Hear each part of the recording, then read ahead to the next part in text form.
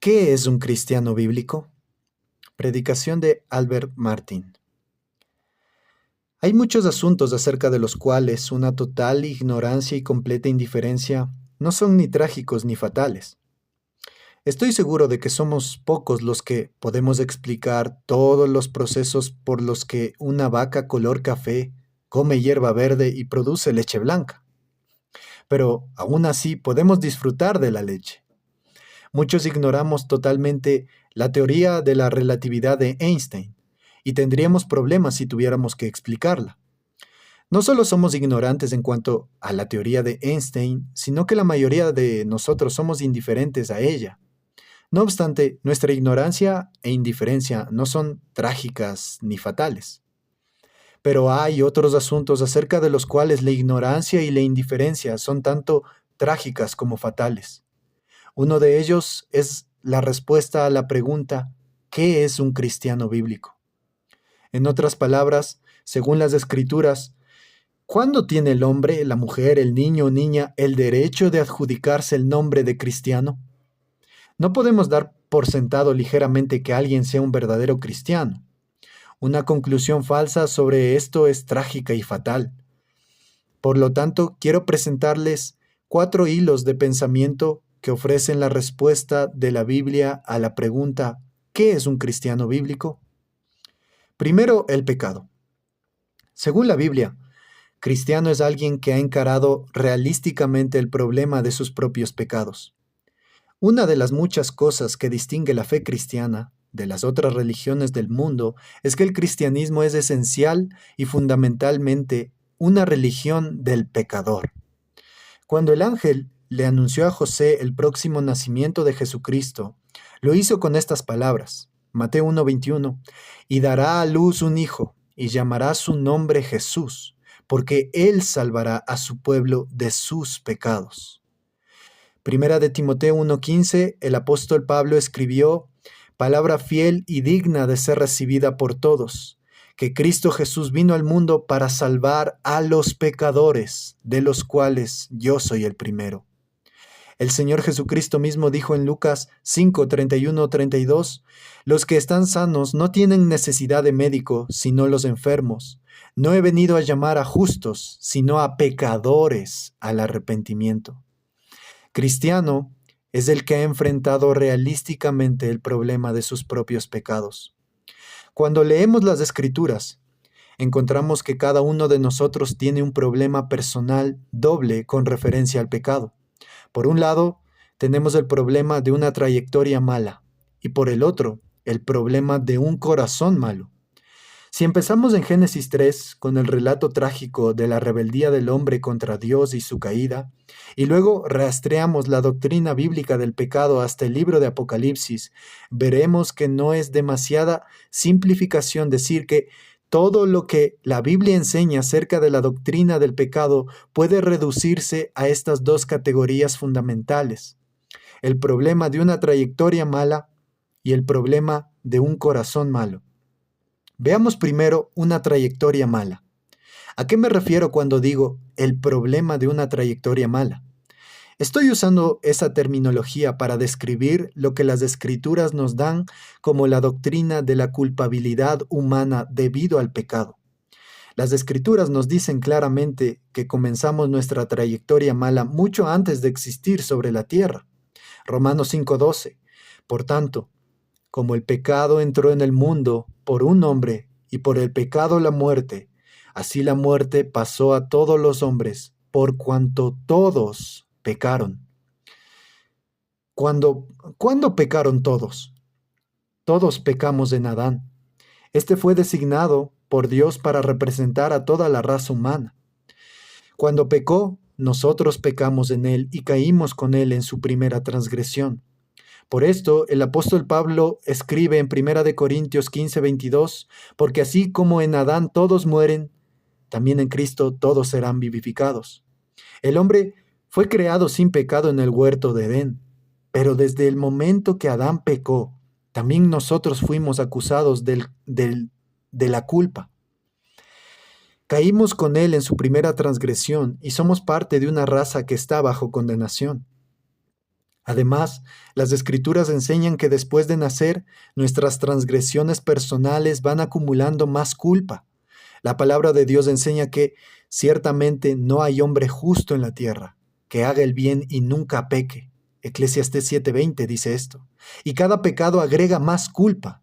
El registro celestial de nuestra trayectoria es un registro de nuestra impiedad. El Dios Todopoderoso juzga la totalidad de nuestra experiencia humana usando una norma absolutamente inflexible. Esta norma se aplica no solo a nuestras acciones externas, sino también a nuestros pensamientos y a las inclinaciones de nuestro corazón. Tanto que el Señor Jesús dijo que sentir una ira injusta es la esencia misma del homicidio y que la mirada lasciva es adulterio. Dios guarda un registro detallado. Ese registro se encuentra entre los libros que serán abiertos en el día del juicio, como dice Apocalipsis 20:12. En esos libros está consignado cada pensamiento, cada intención, cada acto y cada dimensión de la experiencia humana que es contraria a las normas de la ley santa de Dios, ya sea por nuestra incapacidad de cumplirla o por transgredirla. Tenemos el problema de una mala trayectoria, una trayectoria por la cual somos culpables. Somos realmente culpables de pecados reales cometidos contra el Dios vivo y verdadero. Por esta razón es que las Escrituras nos dicen que toda la raza humana es culpable ante Dios Todopoderoso. El problema de tu propia trayectoria mala ¿ha sido alguna vez para ti una preocupación candente, una preocupación apremiante y una preocupación personal? ¿Has hecho frente a la verdad de que el Dios Todopoderoso te juzgó culpable cuando pecó tu padre Adán y que te considera culpable de cada palabra que has dicho contraria a la santidad, justicia y pureza perfecta? Él sabe de cada objeto que has tocado y del que te has apropiado contrariamente a la santidad de la propiedad. Él sabe de cada palabra pronunciada contraria a la verdad perfecta y absoluta. ¿Alguna vez te ha pesado esto?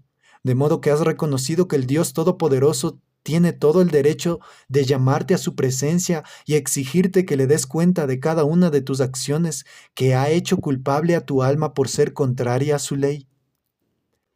Pero el problema de una trayectoria mala no es el único problema. Tenemos también otro problema. El problema de un corazón malo. Un corazón malo.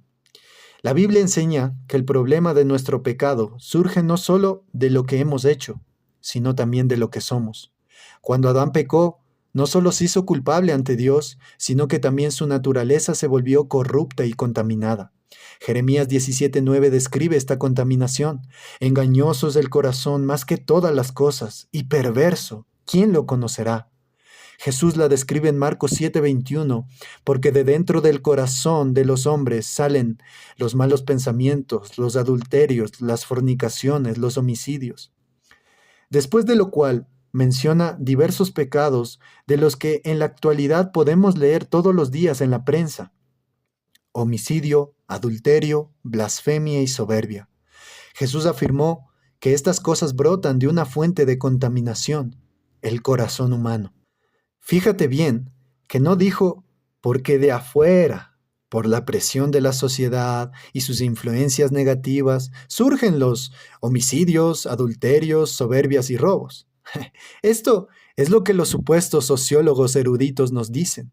Afirman que es la condición de la sociedad lo que produce crímenes y rebeldías. Jesús dice que es la condición del corazón humano. Cada uno de nosotros tiene por naturaleza un corazón que las Escrituras describen como perverso, una fuente de todas las formas de iniquidad.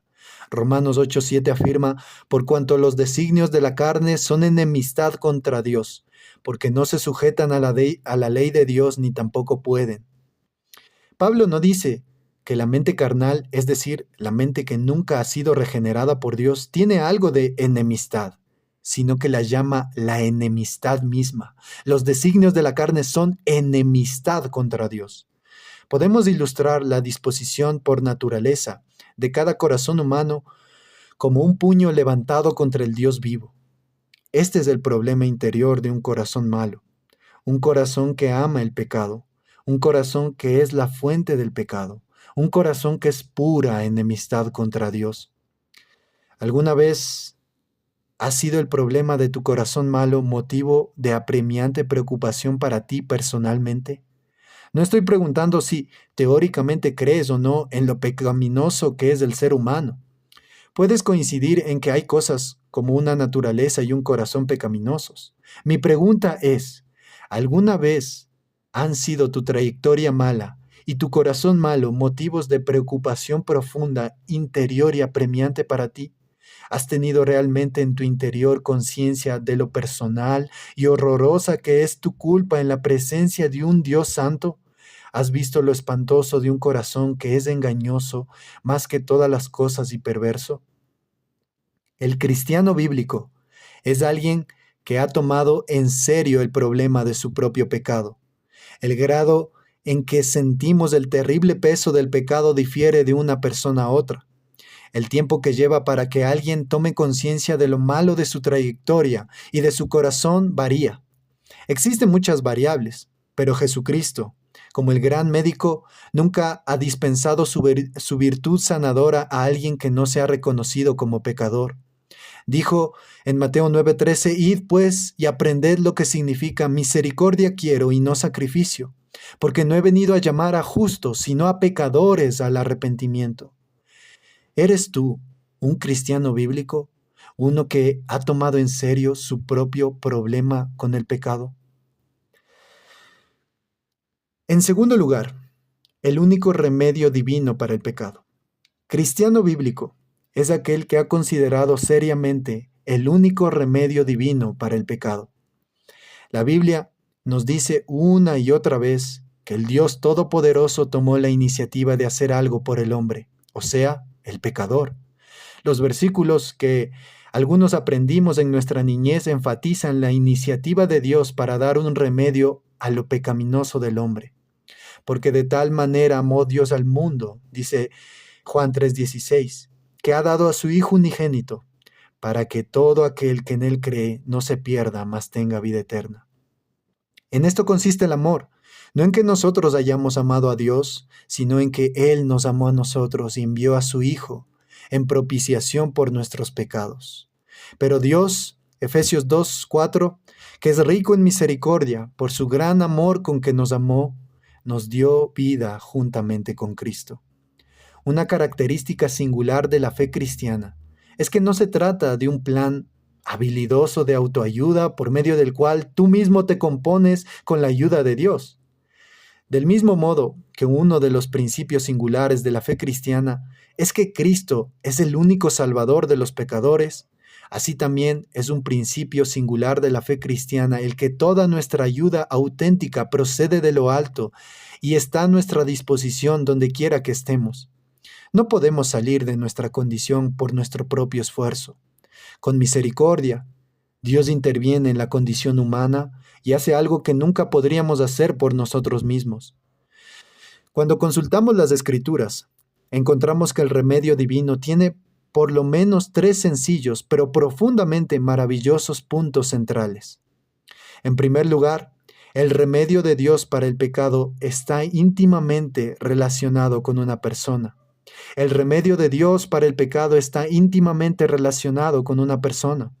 Cualquiera que comience a tomar seriamente el remedio divino para el pecado humano, notará que, según las Escrituras, ese remedio no es un conjunto de ideas, como si fuera una filosofía más, ni se encuentra en una institución, sino que está íntimamente relacionado con una persona.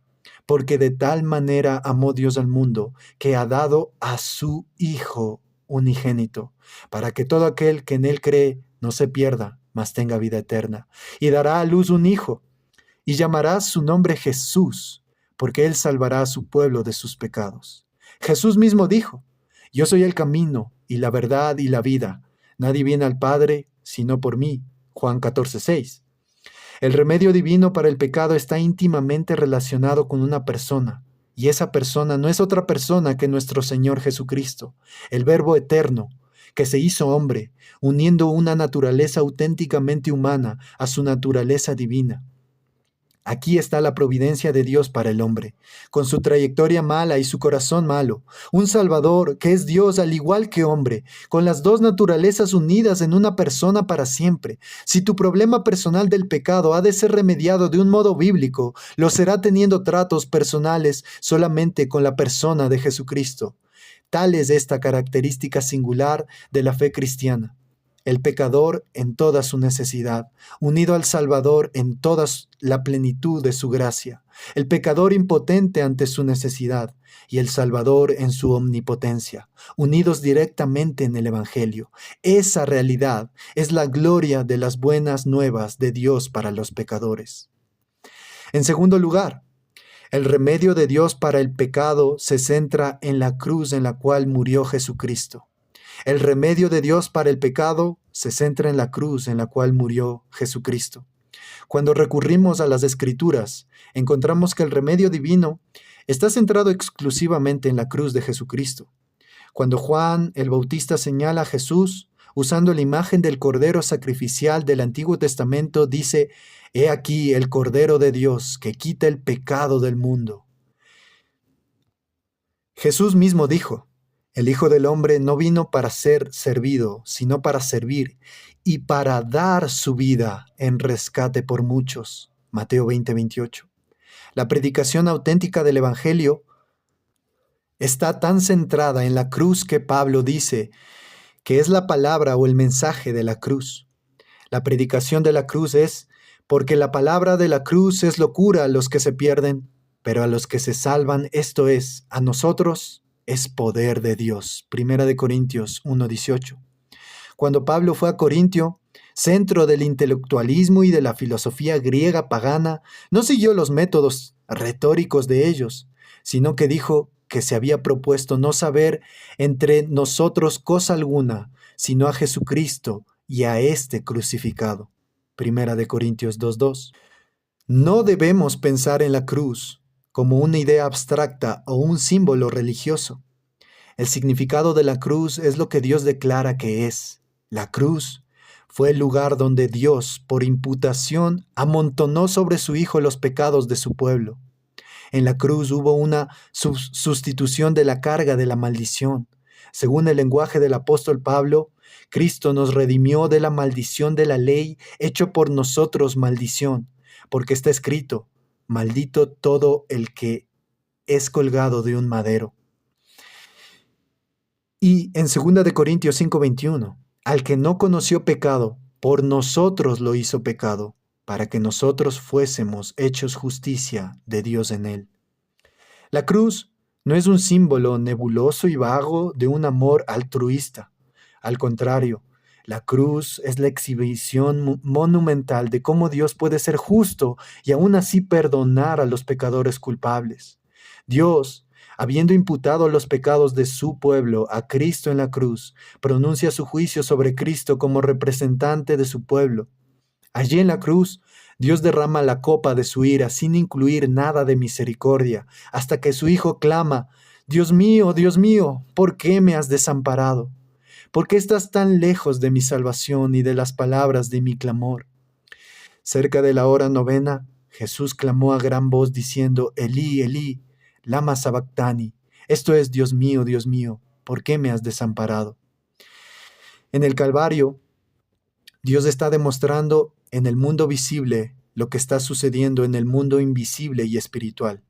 Cubre los cielos con oscuridad total para hacer saber a toda la humanidad que está arrojando a su Hijo a las tinieblas de afuera, que son las del infierno que tus pecados y mis pecados merecen.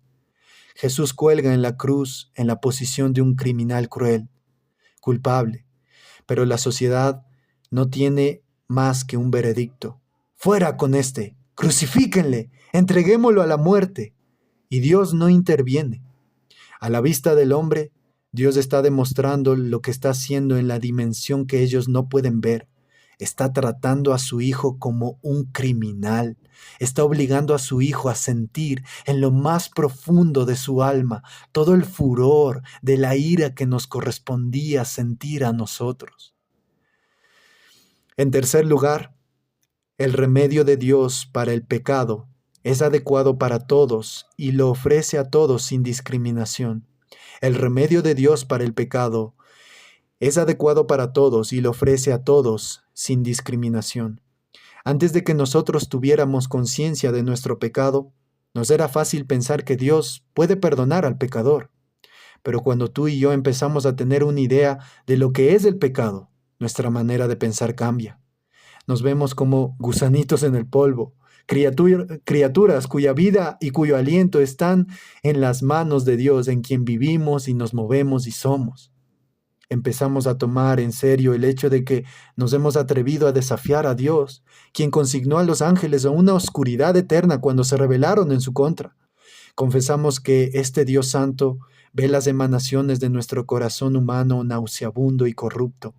Entonces decimos, oh Dios, ¿cómo puede ser otra cosa más que justo? Si me das lo que mis pecados merecen, lo único que tendré es tu ira y juicio. ¿Cómo puedes perdonarme y aún así ser justo? ¿Cómo puedes ser un Dios justo y hacer más que confinarme a un castigo eterno con esos ángeles que se rebelaron? Cuando comenzamos a sentir la realidad de nuestro pecado, el perdón se convierte en el problema más difícil contra el cual nuestra mente haya tenido que lidiar.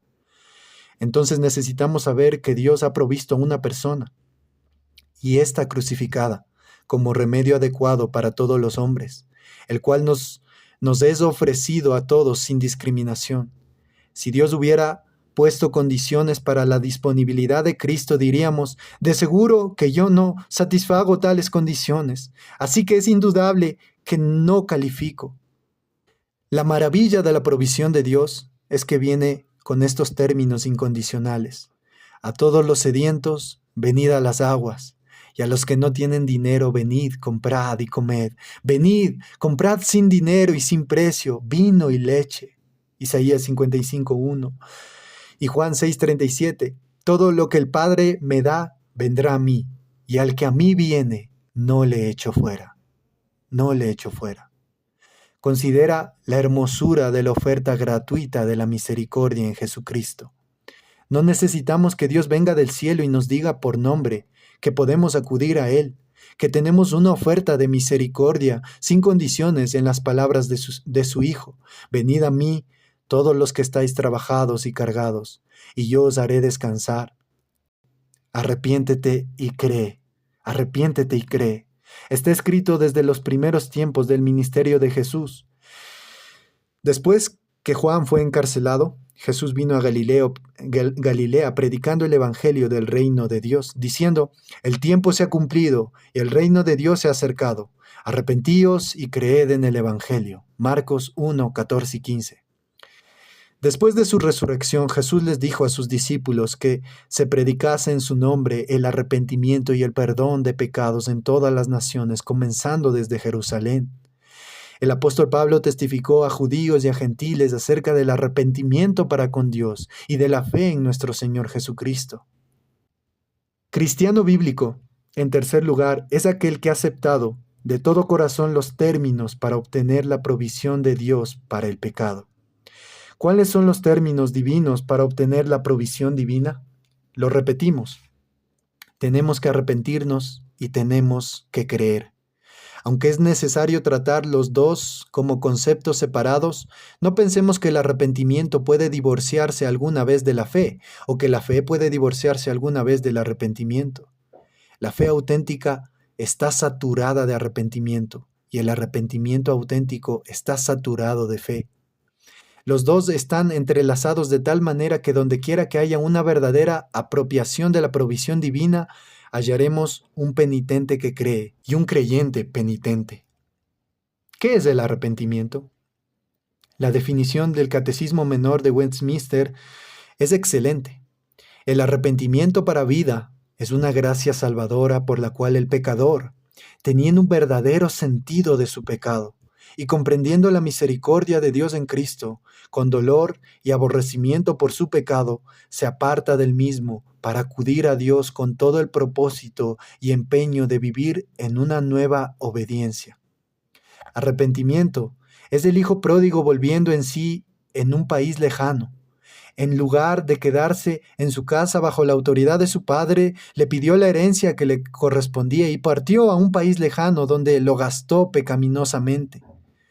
Reducido a la miseria por sus pecados, un día volvió en sí y dijo: ¿Cuántos jornaleros en casa de mi padre tienen abundancia de pan y yo aquí perezco de hambre?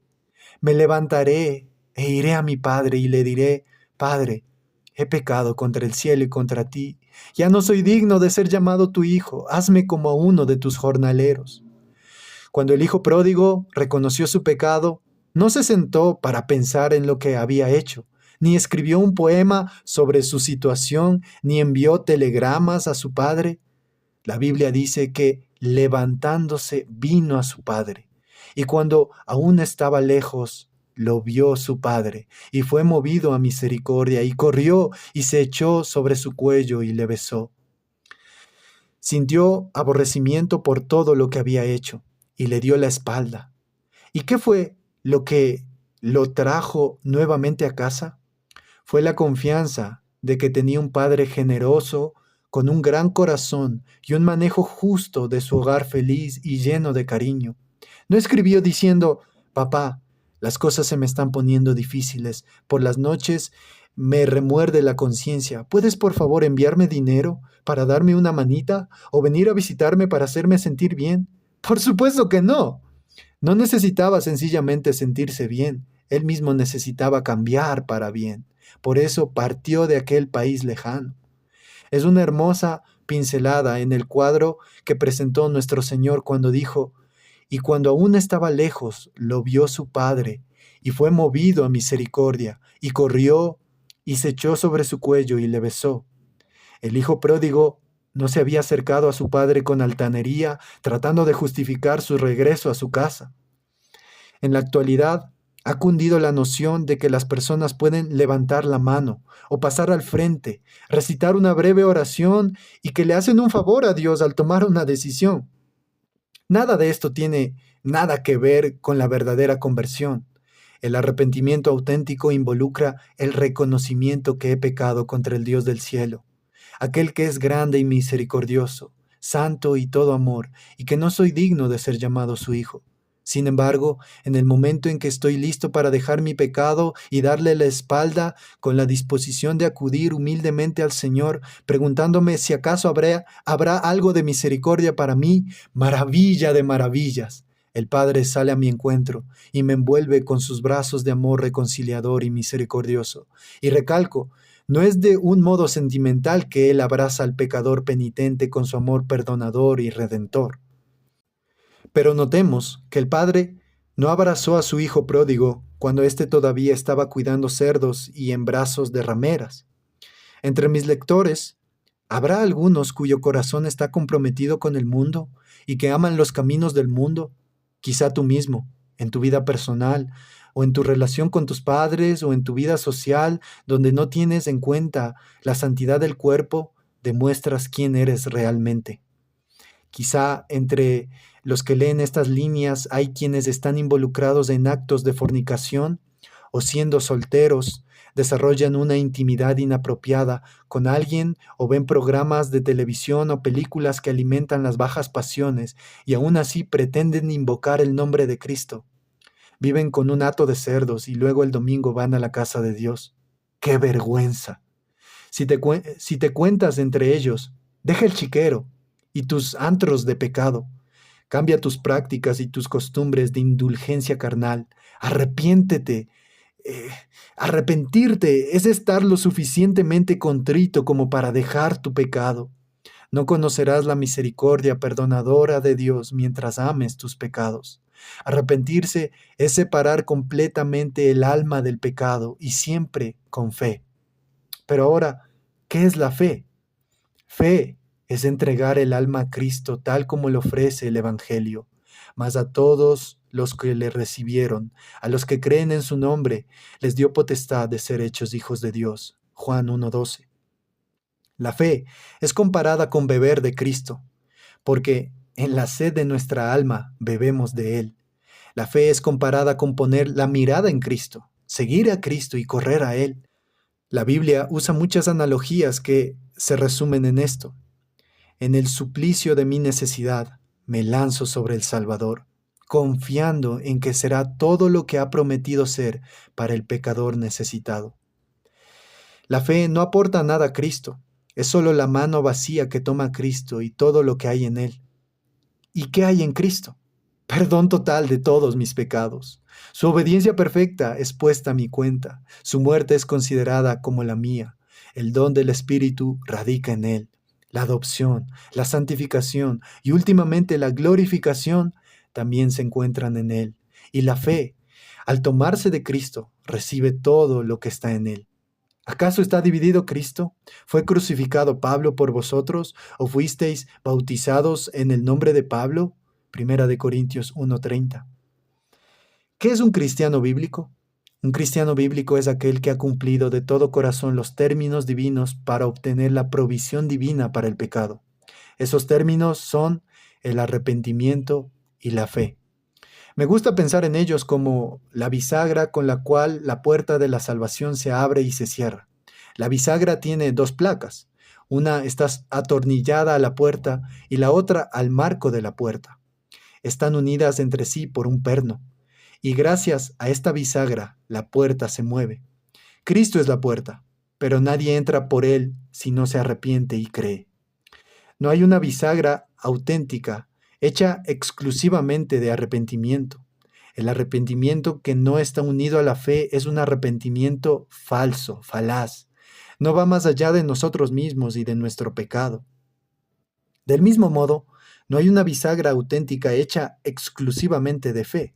Una fe confesada que no esté unida al arrepentimiento es una fe falaz, falsa, porque la fe auténtica es una fe en Cristo para salvarnos, no en el pecado, sino del pecado. El arrepentimiento y la fe, por tanto, son inseparables. Y os digo, Lucas 13:3 dice, os digo, no. Antes, si no os arrepentís, todos pereceréis igualmente.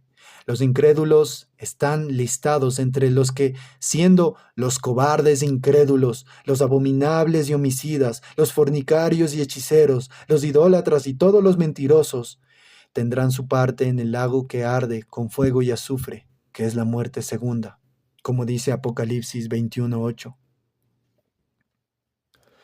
En cuarto lugar, veamos la evidencia de ser un cristiano bíblico. Cristiano bíblico es aquel que manifiesta en su diario vivir que sus afirmaciones de arrepentimiento y fe son auténticas. Pablo, en Hechos 26:20, predicó que los hombres debían arrepentirse y volverse a Dios realizando obras dignas de arrepentimiento. Los designios de Dios indican que debe haber tales obras. Efesios 2:8-10, porque por gracia sois salvos por medio de la fe. Y esto no de vosotros, pues es don de Dios, no por obras para que nadie se gloríe.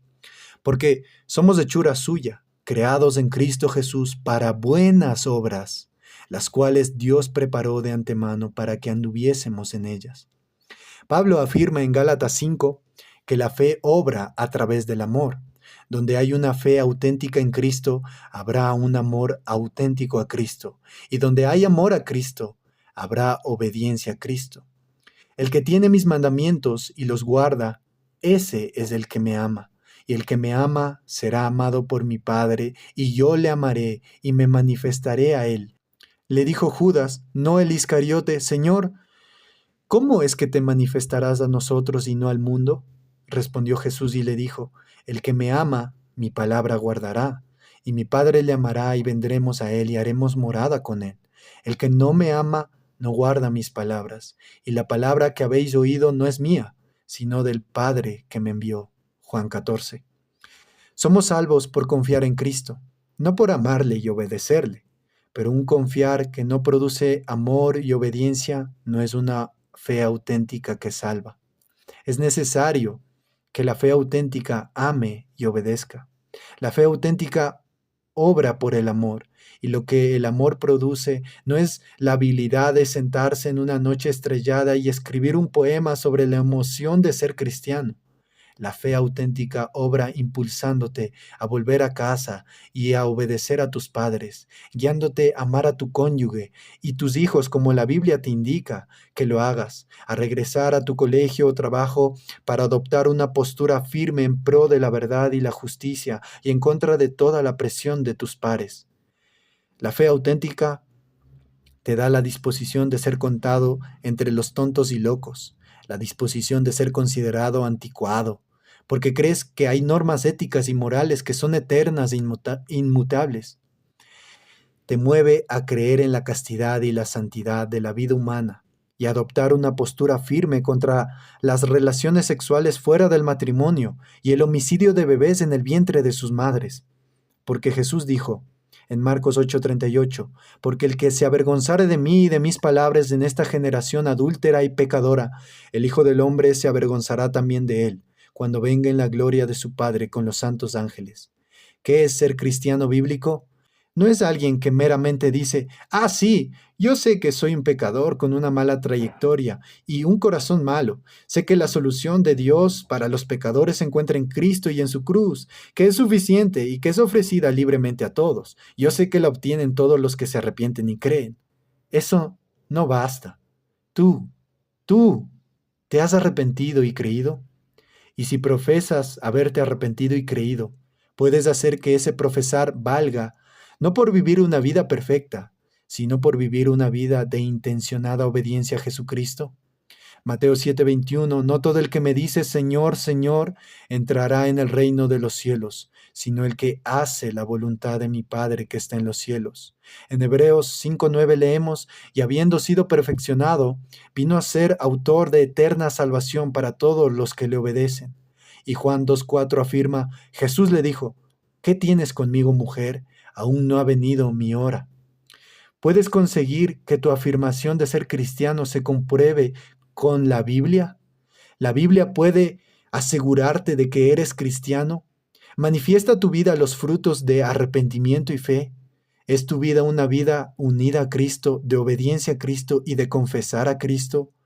¿Se caracteriza tu comportamiento por tu fidelidad a los caminos de Cristo? No perfectamente. Eso es imposible. Por eso cada día debes orar, perdóname mis pecados como perdono a los que pecan contra mí. Pero al mismo tiempo también puedes orar, porque para mí el vivir es Cristo. O como lo dice el himno, Jesús, mi cruz he tomado, todo he dejado, y te sigo solo a ti. El cristiano auténtico sigue a Jesús. ¿Cuántos de nosotros somos cristianos bíblicos y auténticos? Dejo que tú respondas en lo más recóndito de tu mente y tu corazón si lo eres o no. Pero recuerda, responde con la respuesta con la que estás dispuesto a vivir por toda la eternidad. No te conformes con ninguna otra respuesta que no sea la que te dé tranquilidad en la muerte y seguridad en el día del juicio. Dios te bendiga.